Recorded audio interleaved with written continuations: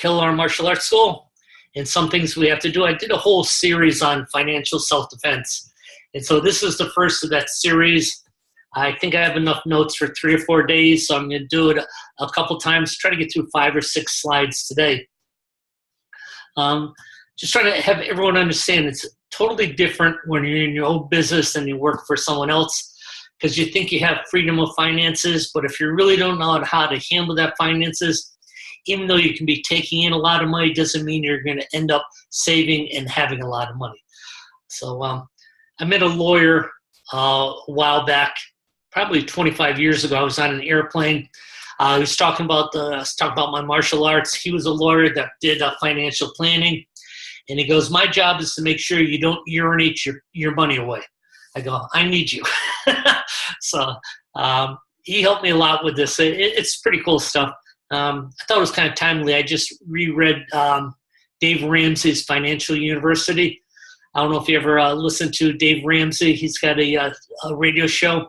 He's also done some really good books on financing, saving, and getting out of debt. So you can kind of. So when I first did this presentation, I called it 5 Reasons Schools Lose Money. So we're going to kind of jump right in. One is I know is probably either bad accounting or slow accounting. So if I'm talking to a school owner, I go, how are we doing on the gross this month? Some people know it right off the bat. Some people go, I don't know, I haven't got any report from my accountant. So they really don't understand their numbers, so they don't understand their numbers currently. So to have any chance of success, you need to know your numbers currently. If you don't know how much money is coming in and going out, how can you really control your business? There's really no room for unorganized or inaccurate accounting. So if we're talking about even your gross, okay, where's your gross now? It's the 25th of the month. We set some goals by the 30th. Where do we stand? If you really don't know where you stand, then you're in trouble. I know last week Johnny and I sent him some stats on accounting. He plugged his number in his expenses, and he writes me back. He goes, I think I did pretty good. There's some things I have to increase. I have to increase my gross a little, and I also have to shave some money off these expenses. That's fine. But now he knows where he stands, and he can monitor that on a month-to-month basis and start netting more of his money. Next thing with bad accounting, if you have bad accounting, it's almost impossible to create a budget. So if I'm saying, okay, 10% of your gross right now where your school is on the level of growth, you should be spending 10% on marketing. If you don't know what your numbers are coming in, you don't know your current expenses, it's really hard for you to all of a sudden adjust and do that 10% marketing. So accounting, slow accounting is a huge thing. Let me ask one question. I know I got a lot of back noise going on. For those of us that use an accountant, I'm not real thrilled. What kind of stuff should we expect from our accountant? I mean, should I be able to get these reports from them on a weekly or monthly basis? Should they be, how much should we be paying for an accounting? If your accountant uses QuickBooks, you should be able to call him at any time and say, I want a month-to-date profit statement, profit and loss.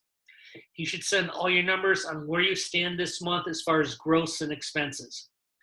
And if you ask your accountant for, I want a detailed expense report, now he's going to send all your expenses and exactly what you're spending on per expense. Yeah, so your accountant should be able to give you that anytime you want. My daughter does my accounting, and she uses QuickBooks. And anytime I say, I want a year-to-date expense account, I want a month-to-date, I want a year-to-date profit and loss statement, she should be able to give you, or he should be able to give you that information all the time. Another thing for a slow accounting could mess you up is if you just made some expenses. If you just bought some uniforms and things like that, it should be put in inventory. If your accountant's slow on doing that, and you say, man, I'm doing really good this month. Well, I'm doing this good this month because my accountant was slow on putting in expenses. If he was on time putting in expenses, I would see exactly where I stand. So again, anything that you do should be either if you do your own self-accounting or get that information to your accountant. If they do it right away, you should be able to get any report at any time. These are the percentages I sent over to Johnny. These are general.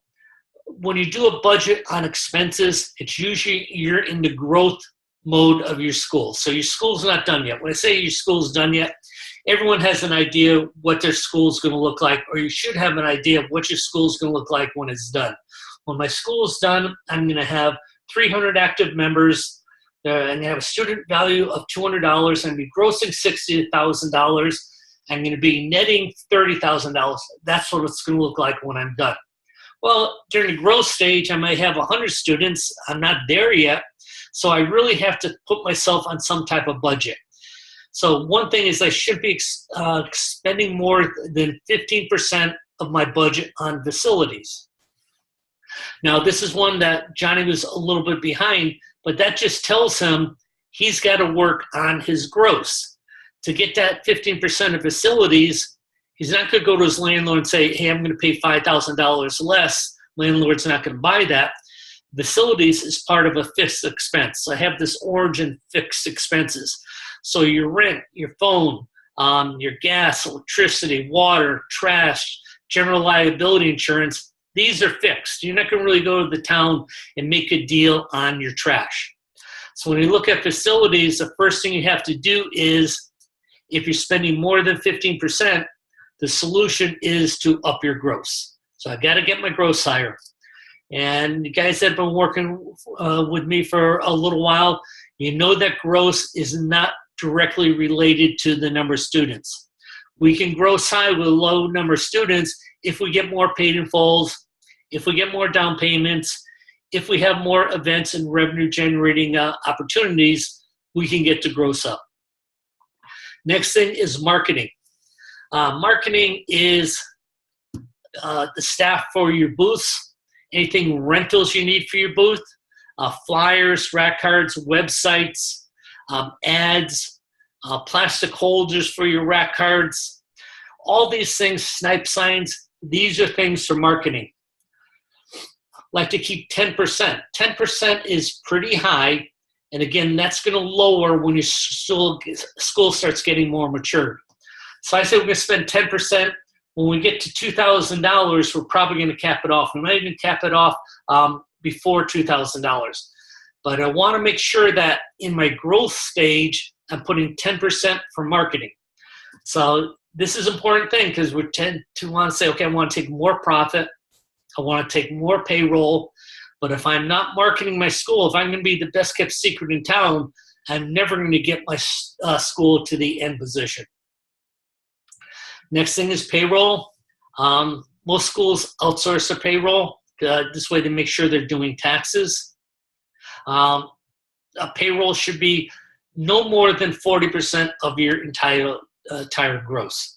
So if you're grossing $10,000 a month, you have $4,000 of payroll.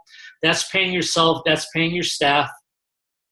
I was talking to Scott Dolph, the owner of Rainmaker, the other day. He says most school owners get in trouble because they overpay themselves in the beginning. When they overpay themselves in the beginning, they're not doing any type of reserve account. Then all of a sudden, the air conditioner busts on the school. Usually with any type of rental, your air conditioner is your responsibility. They gave it to you in good condition. They want it back in good condition. And all of a sudden, you're into a $5,000 to $10,000 expense, and that can put you under. So we've got to try to keep our payroll in the 40%. This allows for money to be saved. Supplies are bathroom supplies, paper, pens, cleaning supplies, Windex, paper towels, toilet paper. These are all supplies you need to run your school. 5% is usually for supplies. All these things are in white are things that you can get really good at savings. I have a friend, R.S. Mitchell, who's got a school in Maryland, and he really works on keeping his supplies as low as possible. So everything's ordered. He's not sending someone to the grocery store to get paper towels and paying full price. when he can buy them online, or you can buy them in bulk. He can go to Costco and save a lot. So he makes sure that his supplies are 5% or lower. Again, this is one of those things you can negotiate. Next is savings. You have two types of savings. What I'm talking right now is 15%, and that's 15% of the gross of your school into a school savings account. So if you're doing $10,000, $1,500 is going into your school savings account. So you have your checking account and your savings account. I was recently talking to Charles Jernigan. He goes, summer's really good. He's making money at camp, but his expenses are also higher right now. So he's running a little bit low on his checking account, but he goes, that's okay. I've got plenty in my savings account for the school. So if I do go a little below, I can take some on my savings account. Been saving it all year. So if it's a tough time in summer, he can just dig into that.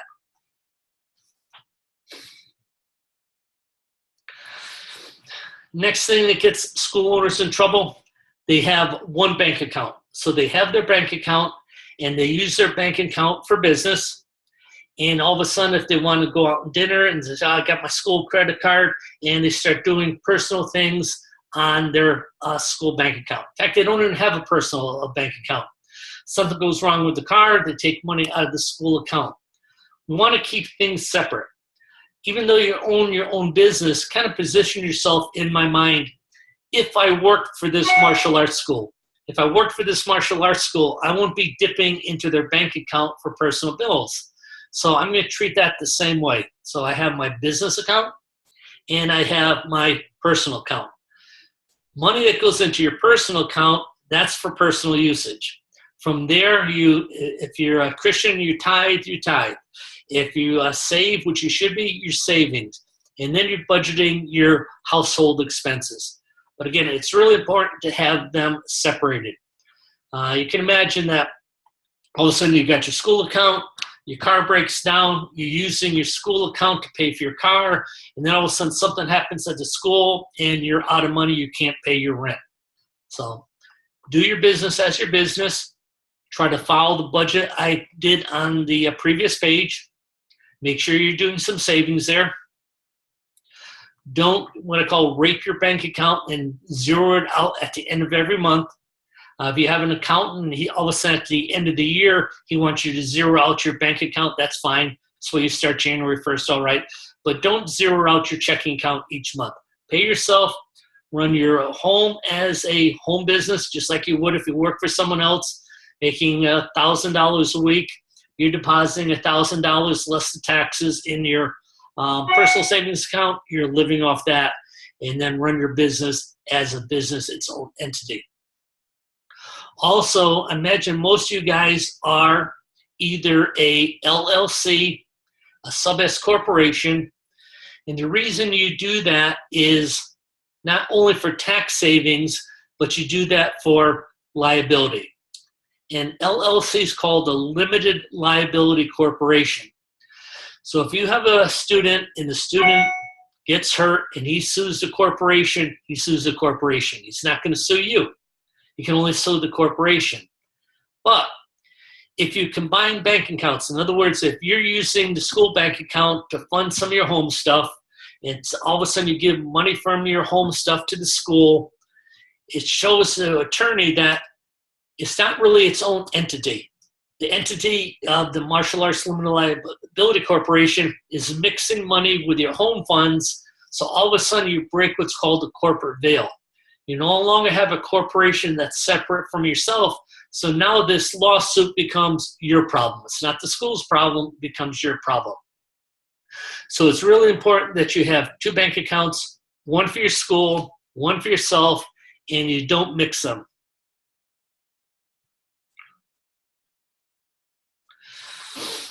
Another reason schools have trouble is poor pricing. When you start thinking, okay, you can have a high price and a low price, you kind of probably want to be in the middle, maybe a little towards on the high side, if not on the high side. If you charge too much, I mean way too much, of course, some business is going to go to your competitors. So you got to work on, making sure you're not overpriced. So when you start pricing out your lessons, your events, your testing, if I'm going to do a parents' night out for $60, I'm not going to pack it. I mean, it's just overpricing. So I got to price it competitive to other things.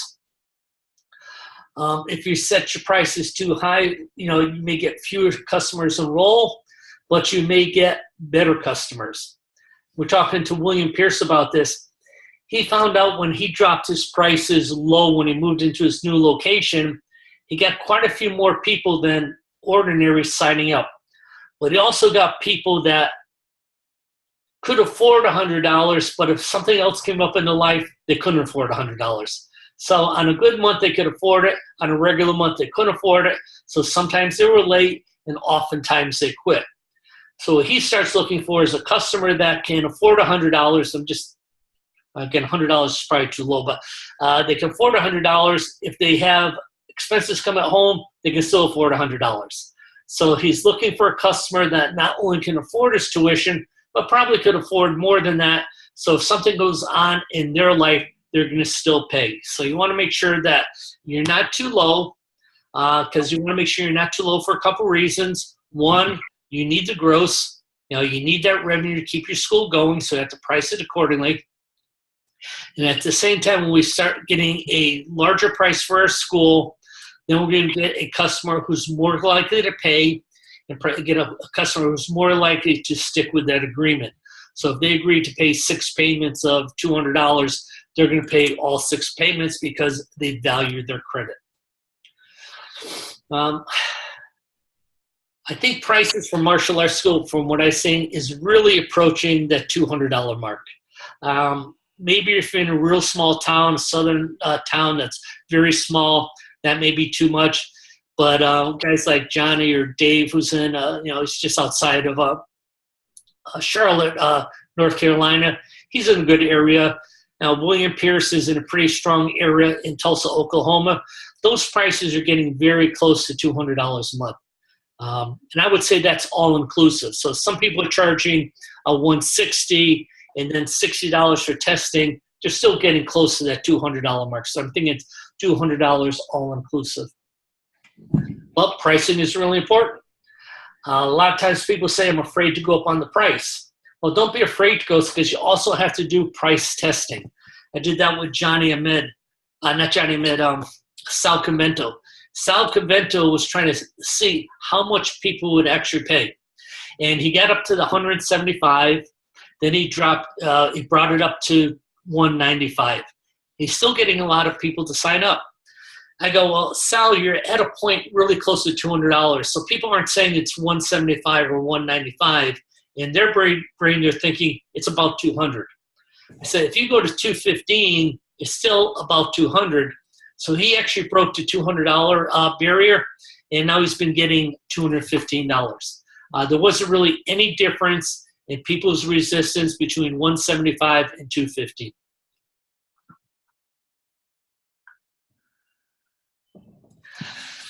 Non-existent investing. This is investing in your school. When you started out the school and you probably had a limited budget. You also have that vision of what's my business going to look like when it's done. So where you start and where it's done is going to take some type of investing. You may be investing in more instructors. You may be investing in a better website. You may be investing in someone doing Facebook ads. You may be investing in your education, learning more about the business. But you have to have expenses. You have to invest in yourself to get from where you started to where you want to be. Now, some people think, well, I'm going to invest and I'm going to buy new gear with my logo on it. I'm going to buy a new mat. I'm going to buy different lighting. I'm going to get a urinal instead of a toilet. Well, all of those things you're investing, but it's not going to invest in a higher profit. So when you're sitting down and you make a decision, okay, what's this investment going to do for my business? Is it going to just make it look a little better, or is it going to make a difference in my income? When I opened my school in Coral Springs, I had an instructor, and he came from upper state New York. He's working for me, and he was talking to me. We just had Hurricane Andrew come through. He goes, he's one of the guys that I used to train with up north, He's down here. He came down because of Hurricane Andrew. He's actually cutting trees down in Miami, trying to make some extra money, working on all these repairs. But the guy's an amazing instructor. I go, well, we have graduation this week. Call him up. So his name was Roger Kral. Roger Kral now owns an American Top Team. In fact, his son just signed a contract as a fighter. He came to my school, had a real good presence. I say that he was also a professional model, so he had really good looks. He did a form during graduation, totally amazing. And then he did some sparring with one of the other guys. And I said, I got to hire this guy. I said, problem is I really can't afford it right now because my expenses were maxed out on this school. I also know I want to have a really big school. So I had to bite the bullet for a while. I had to take the money out of my pay to pay him, but I just knew it was a real strong investment. I knew with someone talented on the floor like this, I may suffer for a little while, but in the long term, I'm going to do much better because I have a key instructor. So it's almost like I bought this instructor, but it was a huge investment, but well worth it. But again, it's non-existent investing. In other words, we're flowing. We're going from beginning to our ultimate school. And all of a sudden, okay, things are going good, and you're not putting money back in your business. It kind of reminds me of that old saying, it takes money to make money. And that's exactly right. So you have to invest in your business or you miss out on potential earning opportunities. And this one I think is true, poor online presence. I've seen some really poor online presence. You got to be there. I know Dave just kind of upgraded his website. Still got some work to go. We're working on that. We talked this with Johnny too. You need a strong online presence.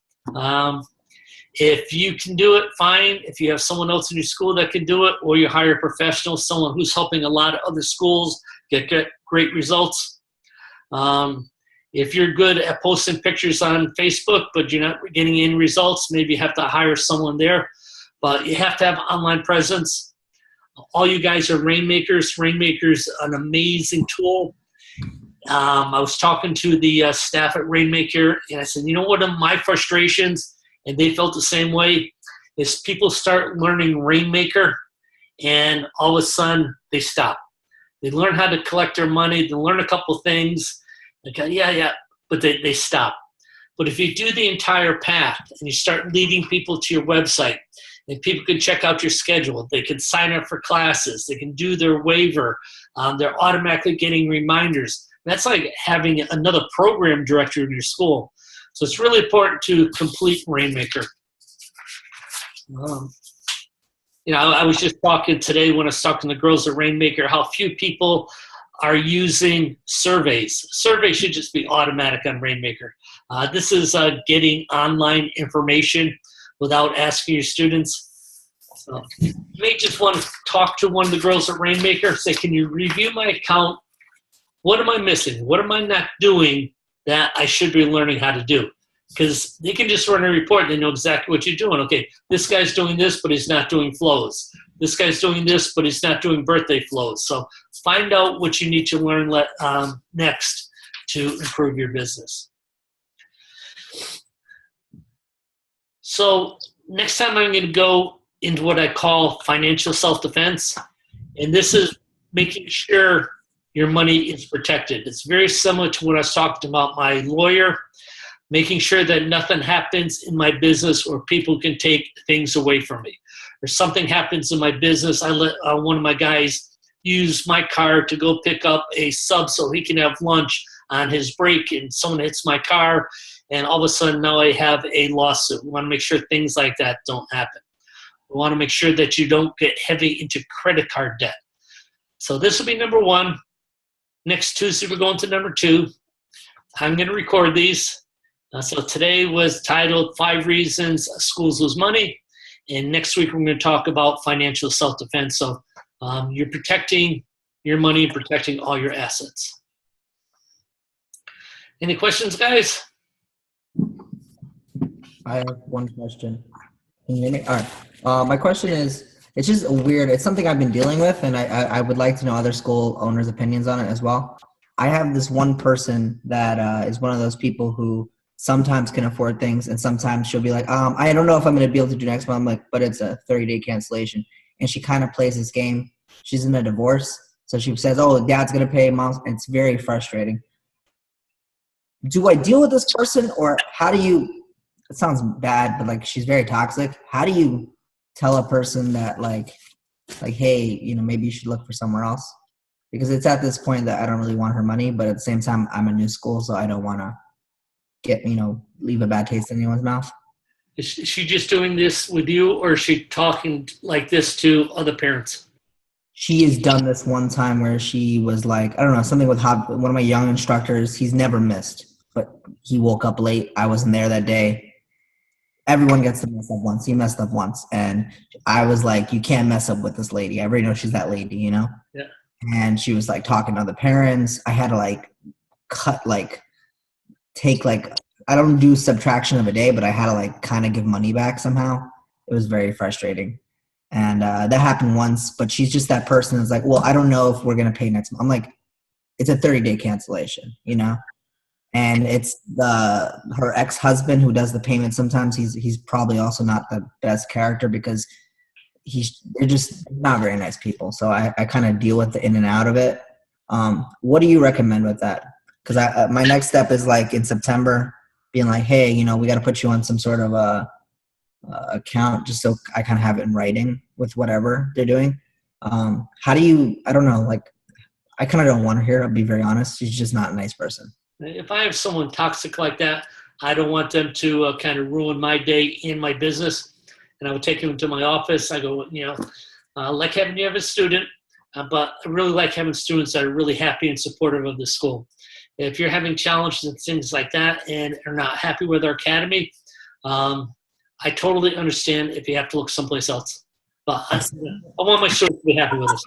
I've said that, and she just stopped. She was like, oh, okay. You know, she was just so nice. It's like I've like subtly kicked her out without kicking her out. And it's just like, it's still not clicking. You know, it's like, yeah, you know, I mean, up the block. You got Hampton Taekwondo up the block, you know? It's like. Or if she says that she couldn't pay, I totally understand. And you put your program on hold. Hopefully we'll see you at the end of next month. But, you know, when you help divorced parents, you can run that all the time. So. When I ever had somebody like that and I had that conversation, it's like they were clueless. It's like they had no idea that they're, you know, in this case, if it was a kid that, you know, we really bent over backwards to try and, you know, help and really, and it just ain't working out. And as like you guys, it takes a lot for you to throw in the towel on somebody.